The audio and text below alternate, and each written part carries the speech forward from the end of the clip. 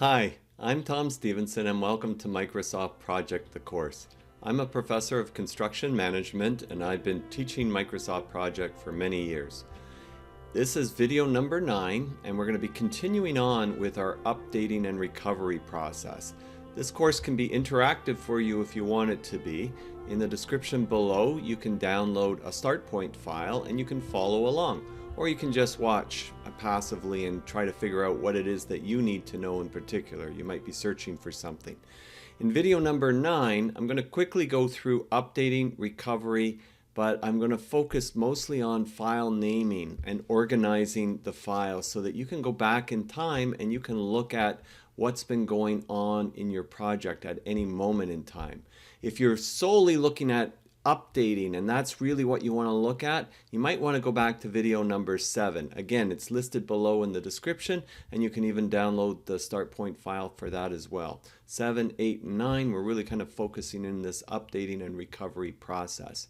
So I have this file here and we put it together in the earlier videos, starting in video number 1, and we're ready to set the baseline. And the baseline is going to remember a number of columns of information. Particularly, it's going to remember what your durations are, what your costs are, and it's going to show you variances. All right, so the first thing that we have to do is we have to set the baseline. So right now, if I actually go to the variance screen, I'll see that I don't have a baseline. So I'm going to go set baseline very quickly here and set baseline for the entire project. That's good. And you notice that it copies this, pastes it there, copies this, pastes it there. And so it remembers this, and we don't want to go in and change anything in here. And when we change anything, like as far as durations go, it will show us a variance. So let's pretend our project has gone along about a month. And so at the end of this week here, we want to update the project. But the first thing we should be doing is saving this project. So I'm going File, and I'm going to go Save As, and I actually have already saved it for what I want to call it, but let's see, I think I might have already other files in here, and I do. So I just want to go to a folder here. I'm going to go to the video 9 folder, and do I have, yeah, I've still got extra ones there. So I'm going to create a new folder, and I'm going to call it New, and I'm going to call, sorry, not New, but I'm going to call it Classroom Remodel, Classroom Remodel, right? That's the project that we're doing. That's fine. And I'm going to go into that. And now I've already saved this 0 job 323 Classroom Remodel baseline, January 11th, 2023. This would have been at the beginning of when this project would have started. That's actually going back now from this date, but this would have been like you've done all the planning, you're good to go, you're ready to start the project, you want to remember everything, no matter what the year and stuff is. This is like, I'm ready, okay? And so I have this format here, which I'll show you again in PowerPoint slides later on, how this fits together. But let's just click Save. All right, so we're just going to click Save here, and that's saving it in that folder. Okay, great. Now, we're ready for an update. And so we're going to say that about a month has gone by. We'll say this Friday. Here, we're going to set a status date for then. So I'm going to go to our project tab. I'm going to go to project information, and I'm going to click on status date. And I'm going to pull that, and I got to go back in time a little bit from where I am. In truth, you would be wanting to update that project to the status date that you're picking. So I'm picking February 3rd here. All right, February 3rd, 2023, and I'm going to click OK. Now what that means is I'm pretending like it is February 3rd, the end of the day, February 3rd. Maybe it's like February 6th, the Monday, but it's got to be in that vicinity. It can never be ahead. Unfortunately, the program lets you if you wanted to, but the reality, if you want to track this project, if you're updating it, you want it to be that it just passed. So it's fresh in your mind what's been happening on your project. And I'm going to pull this down. I'm going to go to status date, and I'm going to pick the solid line here, and I'm going to pick red. And I've done this in the other videos, but I'm just doing it quickly here and I'm going to click OK, and then it appears. So really what I want to do now is I want to update this from this point going back. How are we doing? And so for this update, I'm going to pretend like everything's going the way we wanted it to. And so we can go to the actual tracking screen, and we could put in here, we could say this is 100%, this is 100%, this is 100%. Actually, this is the only one here, and this one here, 100%, right? So we could do that. So why don't we just do that? We'll just, in this case, because I'm going to do it a couple of times here, so you'll see different ways of doing it in a minute. 100%, that's a milestone that I'm just saying there, and I'm going to say 100% here, and you see how it put the dark line through it. Now you notice that it put it all the way through. And I'm going, oh, it can't be all done. It's not done yet. It's not past the status date. Either I'd have to shorten this, which I could do, right? That means we're ahead of schedule, or I'd have to figure out how much of this is done up to the status date line. So I'm going to zero this out for now, and I'm going to go back here, and I'm going to go to the task tab at the top. So the task tab here, and I'm just going to simply click on this icon here, mark on track, and watch what happens. It marks it on track up to the status date. Isn't that cool? Right? So it does the calculation and it says it's 90% done because it's 20 days long, this activity, and we've done 18 of it, and it's got 2 days remaining. So that's got that done. All right, now I am not going to click save here. I'm going to go file. I'm going to go file, save as. I really should have saved this as in the beginning. Actually, before I go that far, what was our status date that we picked? What was the date? It's important to know that. So we picked Friday, February 3rd. Okay. So I'm going to go file, save as. I'm going to go back to my folder here, and I'm going to just change a couple of things. I'm going to go here. I'm going to change that 0 to 1. This is the first update. And I'm going to stay here. I'm going to change where it says baseline, which is our original plan. And I'm going to say this is update. And this was February 3rd, 2023. And I'm going to click save here. All right, so I'm going to click save. Okay, so we've got that update. Everything was on time. I can check here for the variance. I don't think I've got a variance. I didn't change anything. We did that one on time. So we have no recovery to make. We're good. Like, we don't have to do a recovery in this case.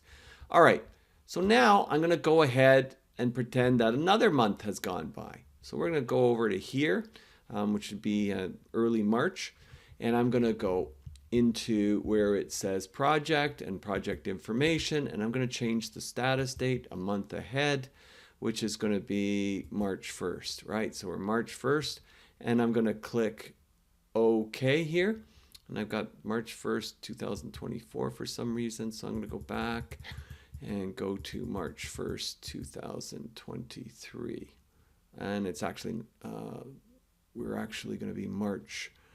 If I go over to there, March 3rd, that's fine.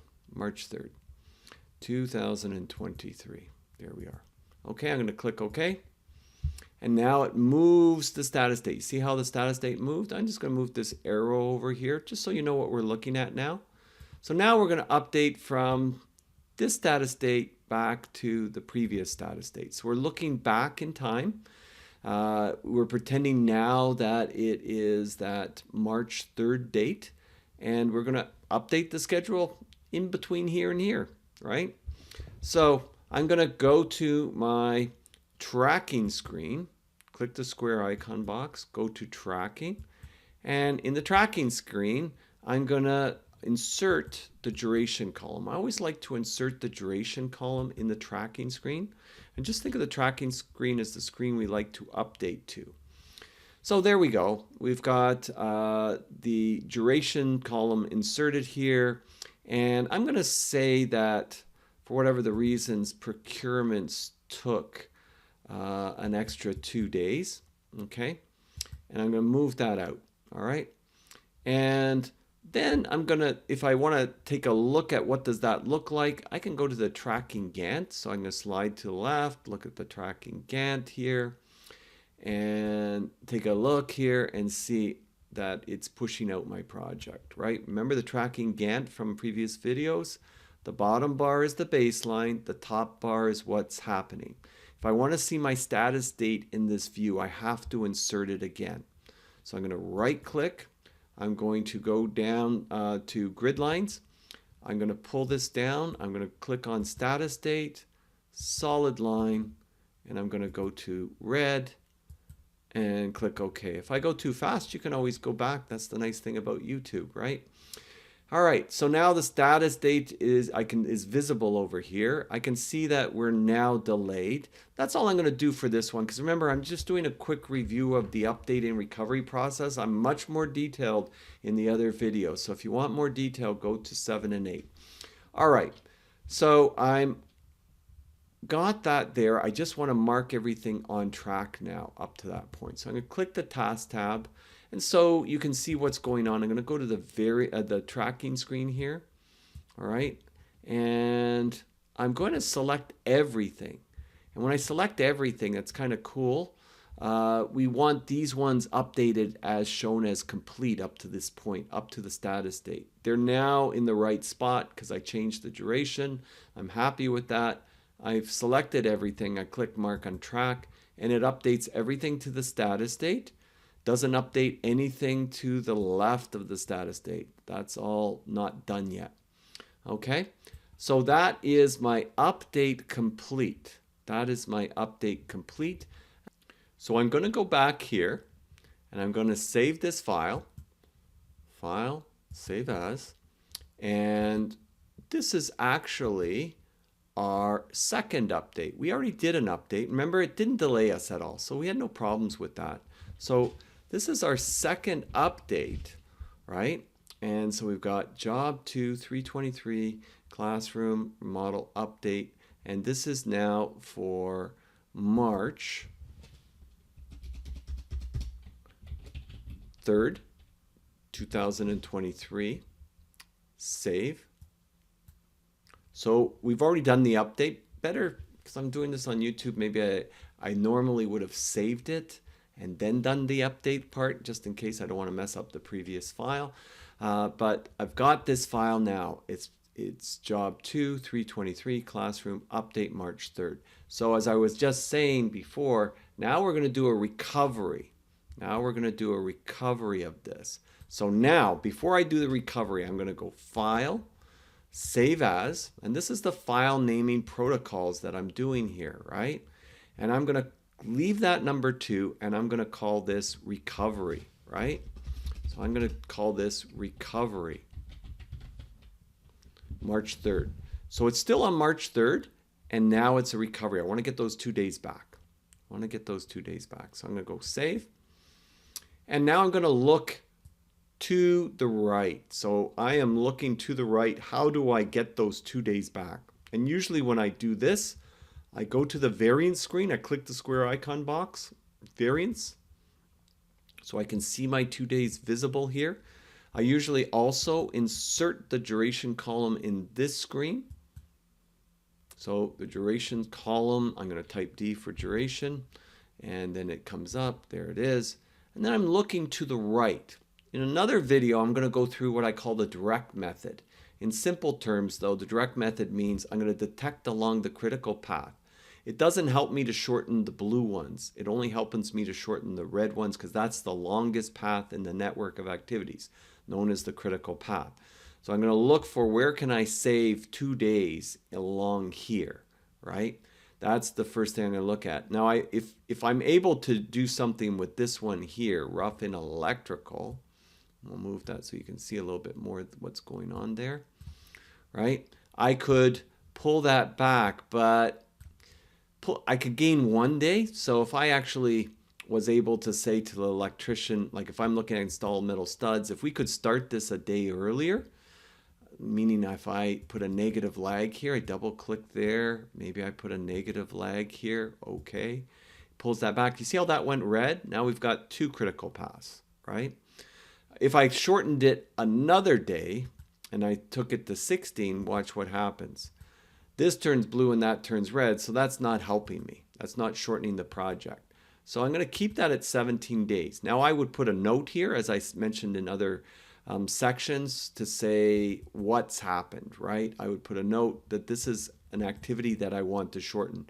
Just like I would have put a note on the activity that took longer, right? It's good to track what's going on in your project and put little notes in. And the notes are nice. You just put the note there and you put in whatever it is you plan to do.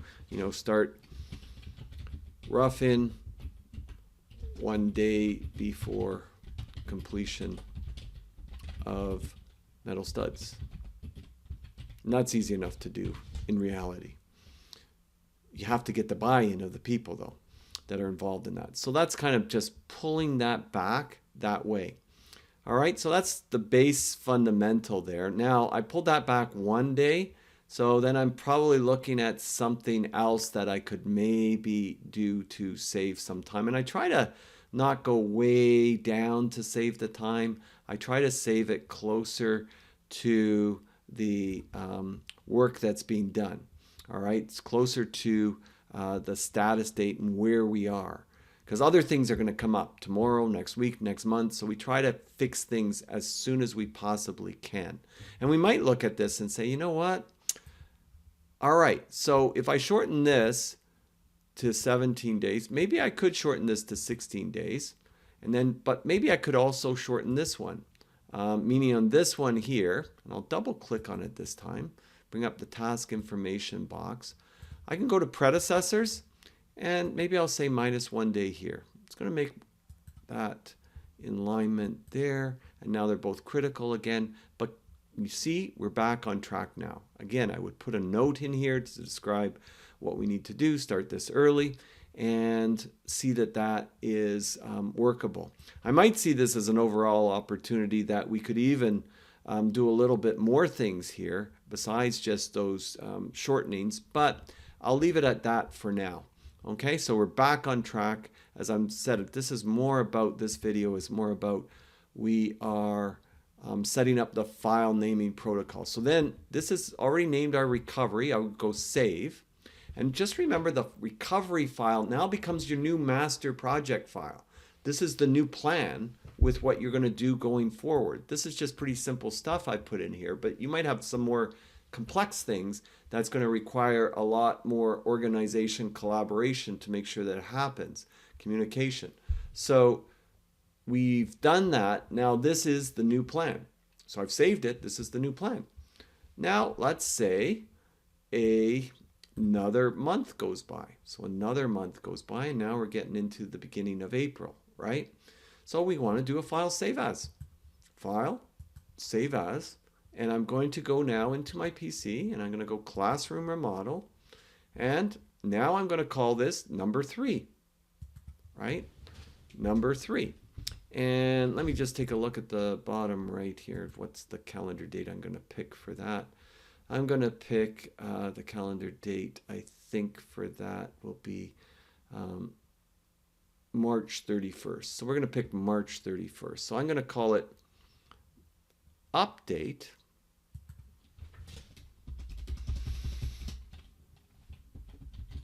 And I'm going to call it March 31st. And I'm calling it number 3. I'm going to go save. Now I have to change the status date. Project information. Status date. March 31st. Okay. Click OK. And now it's moved it over to there. Okay. So now another month has gone by. And I have to update the schedule from here to there, right? So I have to update what's gone on from here to there. Again, maybe something took longer. And I'm doing this fairly quickly. I'm just emphasizing that. I showed you in much more detail how you can, different things that you can do when you are updating project files. But maybe I'll do a little bit of creative stuff here. So let's go to the entry view. All right. And I'm going to go to the Gantt chart view. so that we're looking at this. I'm going to just delete this. Well, maybe I could move it along now. Here we are. I'll move it up a little bit so you can see it. I'm just putting that there for illustration purposes, the arrow. I just use the drawing tools to put the arrow in. This comes in really handy later when we start doing change and claim analysis with Microsoft Project. But I just put this back here so it's looking back for these 4 weeks. I'm not doing anything over here because that's done. What's done is done. We can't fix that. So I'm going to say that we had a bit of a problem with the rough and electrical work, and I'm going to go to the task tab here. I'm going to select this break icon here, and I'm going to click on that, and I can go down here now, and I can say that they were here, but then they disappeared. Now, why they disappeared, you would know. It's your project, right? So maybe they went to another project, unfortunately, and they left your project, and that's causing some problems.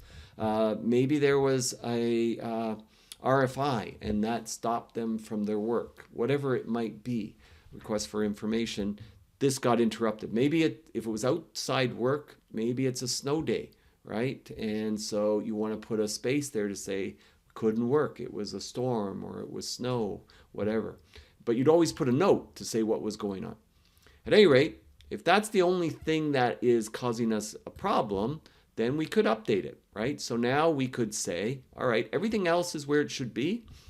And so we can go back into this and we can look at this, and we'll click here and we'll say mark on track. And that marks everything up to the status date again. Check with this, sometimes it may show something 99%. I find Microsoft Project sometimes gets a little buggy with this, and you might have to type it in 100, but generally it's pretty good, right? So it's kind of a cool tool, that mark on track. But remember, it only works when you put a status date. All right, so what's going on our project right now? We're going to go to the variance screen and pull this to the right a little bit so I can see the variances. We're 4 days behind. So that issue cost us 4 days. So that's costing us 4 days. If I want to see it again in the tracking view, I slide to the left, right click, go to the tracking Gantt, and then I can see it a little bit more clear up here. See the separation there, what's going on, and this is pushing us out that 4 days. Okay, and I could go to the variance screen and I could watch it there as well. It's kind of good to watch it in both screens at the same time. But you can see that one is then impacting everything all through the project. That's why we spend so much time in the earlier videos, like 1, 2, 3, really looking at the critical path and how we lay things out so that we can see impacts to everything else through the project, and it resonates through the project, and we can see the variance overall in the project. One thing happens, sends ripple effects.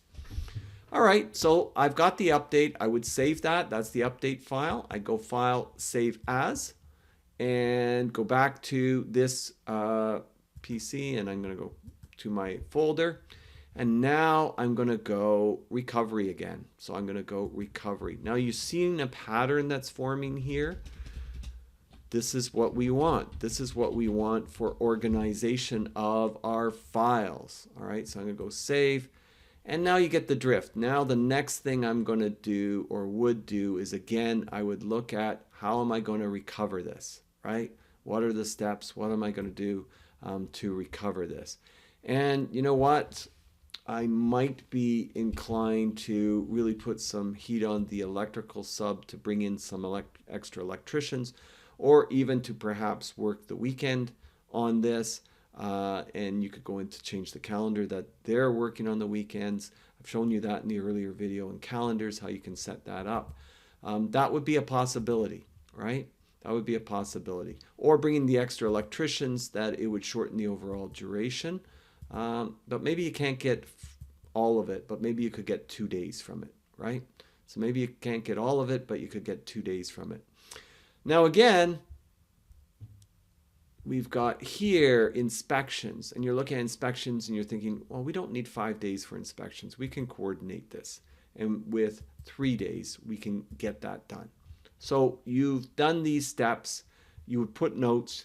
You make sure you communicate it all so that you can get the work done, and you've recovered the schedule. You're back on track overall. So that's great. So now I would hit save.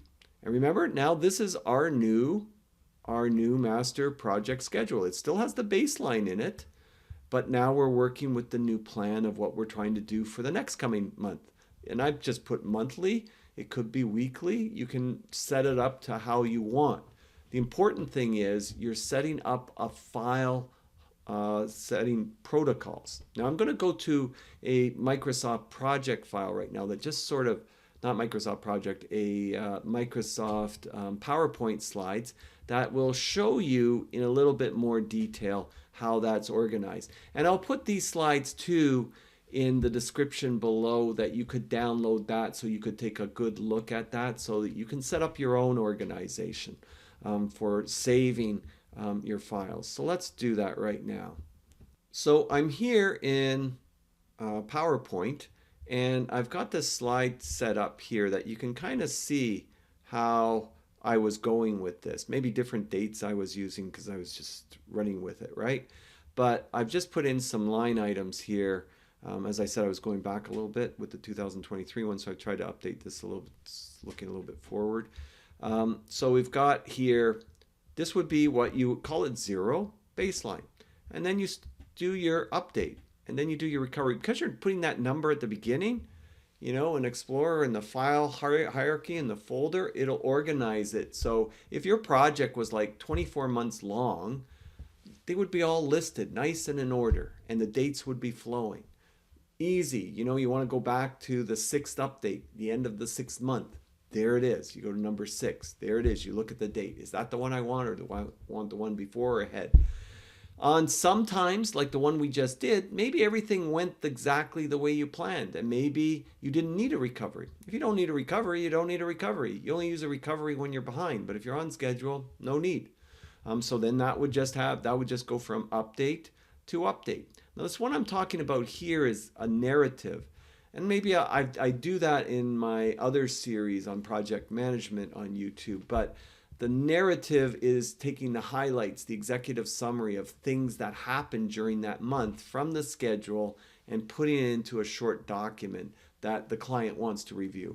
So I'm organizing even my other files that have to do with my project under this hierarchy, because the narrative is with the update and the recovery, and it should be describing these two. Same thing over here.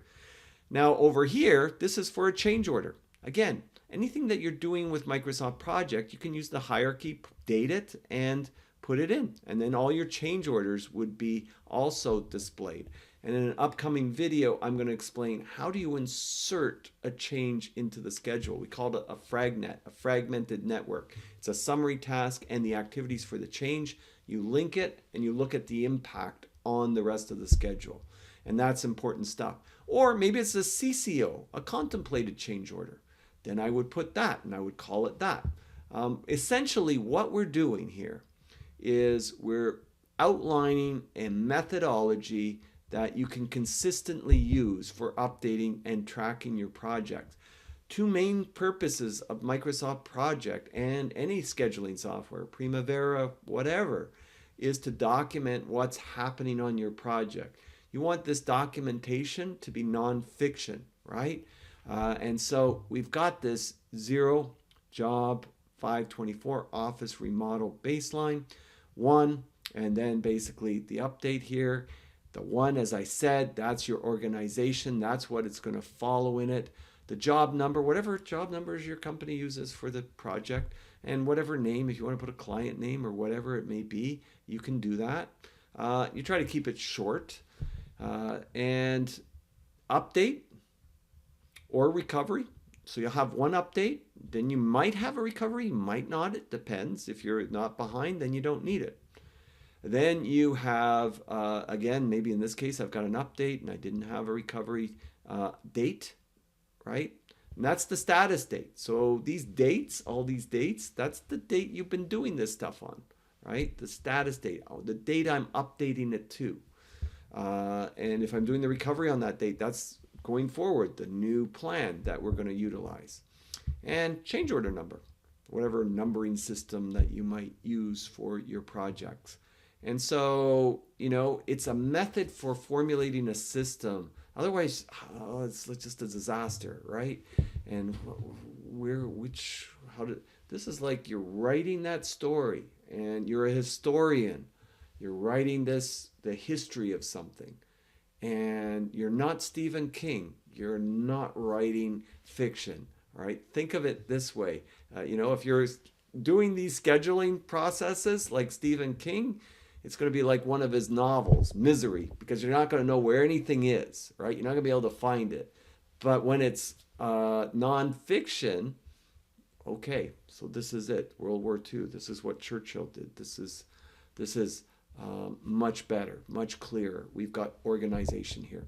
You might use slightly different naming than I do that suits you, but the point is, have it that you can organize it, have it that you can locate anything you need to do later on. Because there's always stuff later on when I start talking about change and claim management and those other issues that come up on our projects, unfortunately. I just wish it was only tracking what's going on in the project, but in construction, until we get more collaboration, better integrated project delivery models, more last planner systems going, this is kind of what we have to work with for the most part. So I hope this is giving you some insight in that way. Please click subscribe if you enjoy the channel. A lot of construction videos on different playlists, adding to it all the time. Click notifications. Happy to hear your comments, and I'll see you next time. I'm Tom Stevenson, saying bye for now.